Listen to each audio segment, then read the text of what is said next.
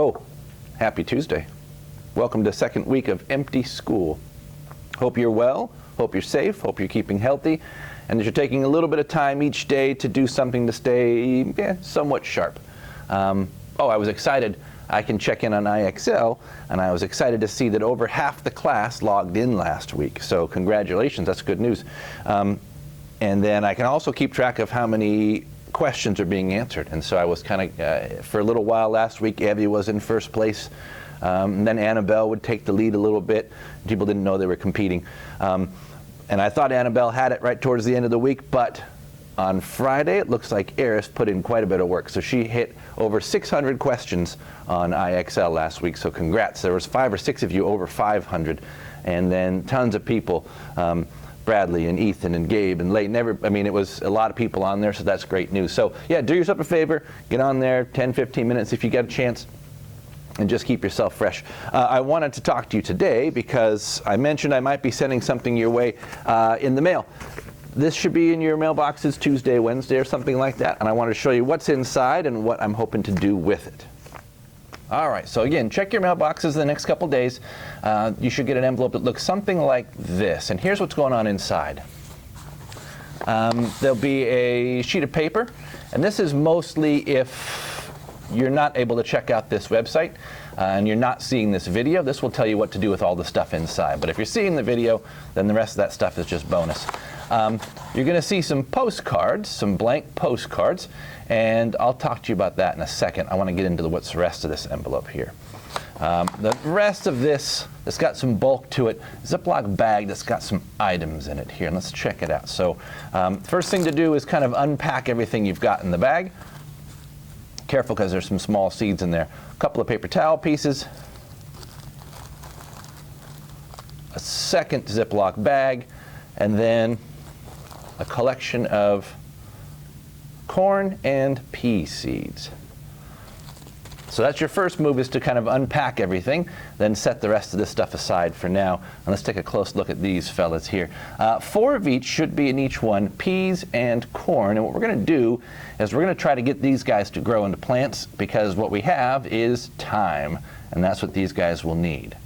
Okay, before we get too far here, think about this. I bought these seeds at the store, and there's a big bag full of these seeds. They're all ready to become corn one day.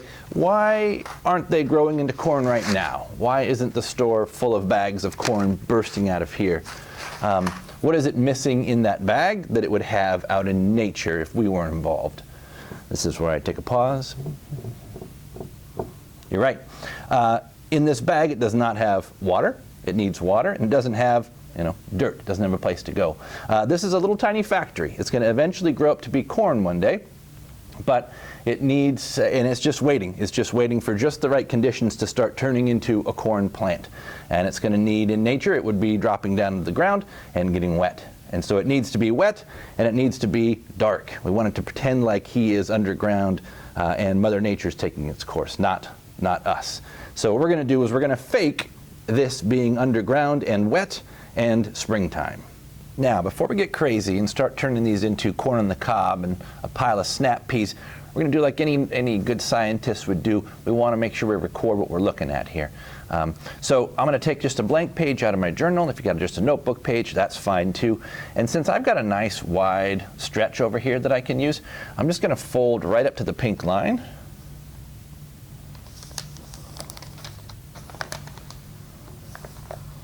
And then fold back. And now I've got myself a nice crease here. And then with my pencil, I'm going upside down, so bear with me here. I can draw straight up here, and then come across the top here. And then this side over here, we're going to put the date in, and then we're going to do one for the corn seeds and one for the pea seeds. And so I'm going to flip this around and write the date. Oh, I'm super fast. So now I've got a column for the date. I've got one for corn and one for peas. We're not going to get too crazy with this, and do it if you want to, and you don't have to do this part here, but I want to draw a small picture of each of what the seeds look like now, because when we start looking at them in a week, they're going to look a lot different, and I want to be able to keep track as we go.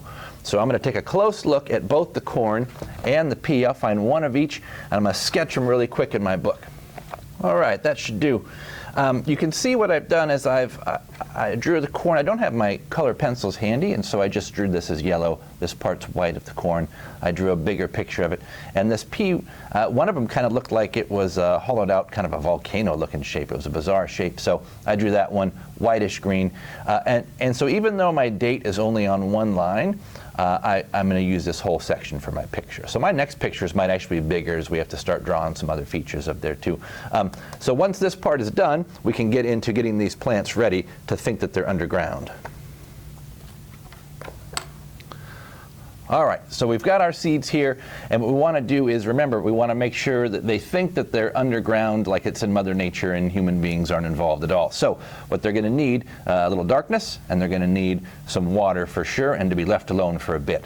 So what we do have, these paper towels. And so what I want you to do is I want you to get these wet, pretty wet, not dripping, but also I don't need them bone dry. So you've got a sink, I've got a jar here. This paper's about to get real messy, I think, so this will be our last clean shot of this. So what I want to do is get this nice and wet, then I want to wring it back out in the jar and get it ready for the seeds to come onto it. So now I've got it sopping wet, dripping wet. I'm going to wring it out a little bit. And I'll do the same with the one for the other seeds. Get that sopping wet.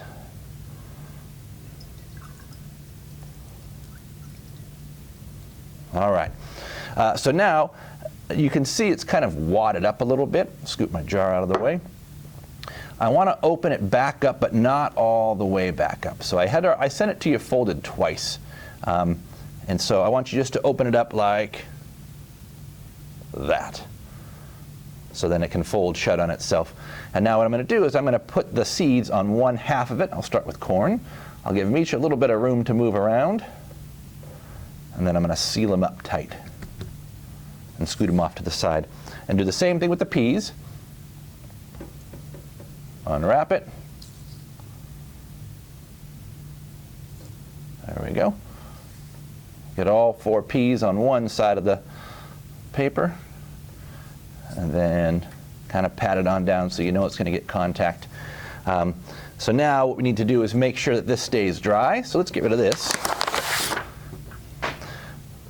And that's where these plastic bags come into effect. This way we don't have to keep them being watered and watered. The water we put in here is going to stay in here. So that's why we need to seal it up nice and tight. So carefully slip these guys in.